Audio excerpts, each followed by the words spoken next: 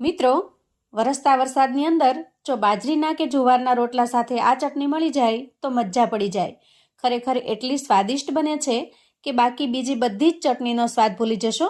100% guarantee છે મિત્રો. આ ચટણી જેને પણ ખવડાવશો ને તમારા વખાણ કરતા નહીં થાકે એવી ગજબની બને છે. તો hello friends, Dhamu's kitchen and vlog પર તમારું સ્વાગત છે. આજે બનાવીશું ડુંગળી શીંગની ખૂબ જ ટેસ્ટી એવી ચટણી. અહીંયા સૌથી પહેલા ગેસ ઓન કરી ગેસ ઉપર એક પેન મૂકીશું અને પેન થોડું ગરમ થાય એટલે 1 વાટકી જેટલા શિંગદાણા લઈશું. શિંગદાણાને આપણે એકદમ સરસ રીતે શેકી લેવાના છે. શિંગદાણાને બહુ વધારે પડતા શેકવાના નથી, માત્ર થોડા ઘણા એના અંદરનું કાચાપણું દૂર થઈ જાય, થોડા ક્રિસ્પી થઈ જાય ત્યાં સુધી શેકી લઈશું. ખાસ કરીને એનો કલર ચેન્જ ન થાય એ આપણે જોવાનું છે. હવે જુઓ, થોડી વારમાં જ શિંગદાણા સરસ રીતે શેકાઈ જાય છે. આ રીતે એની સ્કિન થોડી ફાટવા લાગે એટલે સમજવાનું કે સરસ રીતે શેકાઈ ગયા છે.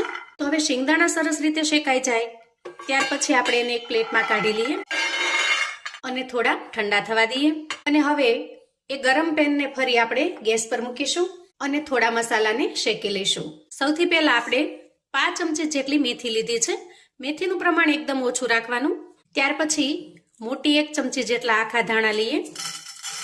થોડું સૂકું ટોપરું લઈશું અને 4 થી 5 નંગ જેટલા સૂકા લાલ મરચાં લઈશું અને આ બધી જ વસ્તુને આપણે સરસ રીતે શેકી લઈશું. અહીંયા તમારે ચટણીની ક્વોન્ટિટી જેટલી હોય એ પ્રમાણમાં આ મસાલા બનાવવાના છે. તો હું આજે 3 મીડિયમ સાઇઝની ડુંગળી અને 1 નાની વાટકી જેટલા શિંગદાણાથી ચટણી બનાવી રહી છું. તેથી મસાલાનું પ્રમાણ આ રીતનું રહેશે.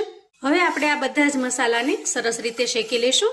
મસાલાને શેકાતા પણ બિલકુલ વાર લાગતી નથી, માત્ર 1 થી 1.5 મિનિટની અંદર જ સરસ રીતે શેકાઈ જશે. અહીંયા મસાલા સરસ રીતે શેકાઈ જાય ત્યાર પછી આપણે એમાં 1 મોટી ચમચી જેટલા તલ ઉમેરીશું.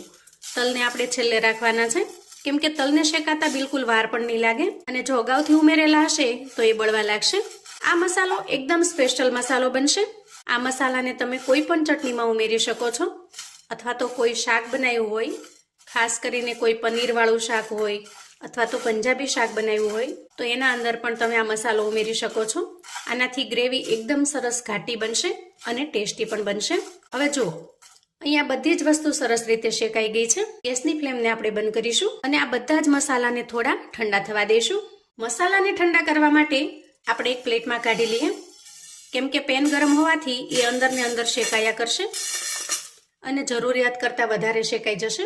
જુઓ, આ રીતે એક પ્લેટમાં કાઢી સરસ રીતે ઠંડા થવા દેશું. ત્યાં સુધીમાં અહીંયા શિંગદાણા પણ સરસ રીતે ઠંડા થઈ ગયા છે. તો આ રીતે હાથની મદદથી થોડા મસળી એની ઉપરની સ્કિનને દૂર કરી લઈએ. હવે જુઓ, શિંગદાણા એકદમ સરસ ચોખ્ખા થઈ જાય એટલે આપણે એને ખાંડી લેવાના છે. તો આ રીતે ખાંડીમાં શિંગદાણાને ઉમેરી અધકચરા ખાંડી લઈએ. આ રીતનું જે ટેક્સચર છે એ ખાંડી લેવાથી જ આવશે. મિક્સરની અંદર જો ફેરવશો તો વધારે પડતો પાવડર જેવું થઈ જશે. જેથી ચટણી બનાવવા માટે શિંગદાણાને આપણે ખાણીમાં જ ખાંડી લેવાના છે, જેથી આ રીતનો જે અધકચરો દાણો બને છે જે ચટણીમાં ખૂબ જ ટેસ્ટી લાગશે. હવે ક્રશ કરેલા શિંગદાણાને આપણે એક બાઉલમાં કાઢી લઈશું. ત્યાર પછી જુઓ, અહીંયા જે મસાલાને આપણે શેકીને રાખ્યા છે એ મસાલા પણ સરસ રીતે ઠંડા થઈ ગયા છે. તો અહીંયા શેકાયેલા મરચાના ડીટીયાને આપણે અલગ કરી લઈએ અને આ બધી જ વસ્તુને મિક્સર જારમાં ટ્રાન્સફર કરી એકદમ સરસ રીતે પીસી લઈએ. આ રીતે મસાલાને આપણે પીસીને તૈયાર કરી લીધા છે. અહીં જે મસાલા બને છે એ પણ થોડા અધકચરા ક્રશ કરવાના છે, એકદમ વધારે પડતા પાવડર ફોર્મમાં નહીં લઈએ. અને હવે તૈયાર થયેલા મસાલાને પણ આપણે એક બાઉલમાં ટ્રાન્સફર કરીશું. હવે આટલી તૈયારી કર્યા પછી આજની ચટણીની મેઇન સામગ્રી લઈએ. અંદાજે 3 થી 4 નંગ જેટલી મીડિયમ સાઇઝની ડુંગળી લઈશું અને ડુંગળીની ઉપરની છાલ કાઢી એકદમ સરસ રીતે ધોઈ અને સરસ રીતે લૂછી લઈશું, જેથી એમાં પાણીનું પ્રમાણ બિલકુલ ના રહે. અને ત્યાર પછી ડુંગળીને આપણે રફલી ચોપ કરી લેવાની છે. અહીંયા ડુંગળીની ઉપરનો જે આ સફેદ ભાગ છે એને આપણે દૂર કરી લઈશું અને આ રીતે રફલી ચોપ કરી લઈશું. તો અહીંયા ચોપ થયેલી ડુંગળી તૈયાર છે. તો હવે લઈશું આપણે એક ચોપર અને આ રીતે રફલી ચોપ કરેલી ડુંગળીને એમાં ટ્રાન્સફર કરીશું. અહીંયા આ પ્રોસેસ તમે મિક્સર જારમાં પણ કરી શકો છો. થોડું પલ્સ મોડમાં ચલાવીને થઈ જશે અને ડુંગળીને આપણે ચોપ કરી લઈશું. જુઓ, અહીંયા ચોપરમાં ડુંગળીને ક્રશ કરવાથી એનું મિશ્રણ કંઈક આ રીતનું તૈયાર થાય છે. જે તમે મિક્સર જારમાં પલ્સ મોડમાં ચલાવશો ને પણ આટલું સરસ નહીં બને. એ વધારે પડતું લિક્વિડ ટાઈપ થઈ જશે અને વધારે પડતું પતલું થઈ જશે. તેથી આ ચટણી બનાવતી વખતે શક્ય હોય તો તમારે ચોપરની અંદર જ ડુંગળીને ચોપ કરી લેવાની છે, એકદમ ઝીણી ઝીણી. હવે આપણે એક મિક્સિંગ બાઉલ લઈશું અને તૈયાર કરેલી ડુંગળીને એમાં ટ્રાન્સફર કરીશું. ત્યાર પછી ક્રશ કરેલા શેંગદાણા ઉમેરી દઈએ. પીસીને તૈયાર કરેલો મસાલો પણ ઉમેરી દઈએ. હવે કરીશું થોડા રૂટીન મસાલા, જેમાં ઉમેરી દઈએ સ્વાદ પ્રમાણે મીઠું. અહીંયા હું તમને એક વાત કહેતા જ ભૂલી ગઈ. તમે અહીંયા શેંગદાણાની જગ્યાએ તમારી પાસે જો ખારી શીંગ પડી હોય તો એના ઉપરના છોતરા કાઢી સરસ મજાના ક્રશ કરી તમે ખારી શીંગ પણ ઉમેરી શકો છો. તો તમારે અહીંયા મીઠાનું પ્રમાણ એ રીતે રાખવાનું. અડધી ચમચી જેટલો ધાણા જીરું પાવડર ઉમેરીશું. 1 ચમચી જેટલું કાશ્મીરી લાલ મરચું ઉમેરી દઈએ કલર માટે, કેમ કે તીખાશ માટે આપણે લાલ તીખા મરચાં ઉમેરેલા છે. પણ આ મરચાંથી ખૂબ મસ્ત કલર બનશે ચટણીનો, જેથી ચટણી જોતા જ આપણને ખાવાનું મન થઈ જાય એવી સરસ સ્પાઇસી અને ટેસ્ટી દેખાશે. 1 ચમચી જેટલા ચીલી ફ્લેક્સ ઉમેરીશું, એનાથી લુક ખૂબ મસ્ત આવશે. થોડો ઉમેરીશું ગરમ મસાલો.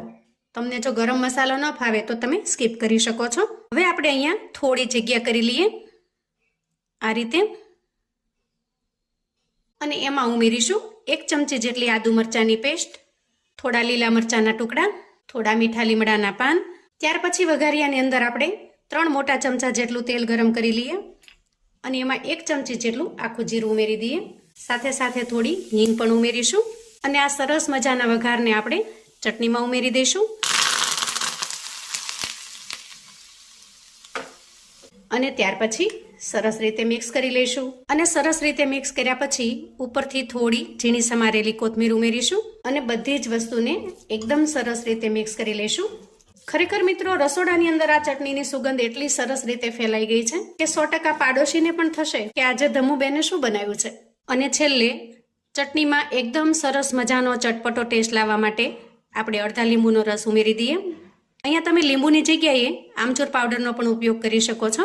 અને હવે લીંબુના રસને પણ એકદમ સરસ રીતે મિક્સ કરી લઈશું. તો જુઓ, જોતા જ ખાવાનું મન થઈ જાય એવી સરસ મજાની સ્વાદિષ્ટ ચટણી બનીને તૈયાર છે.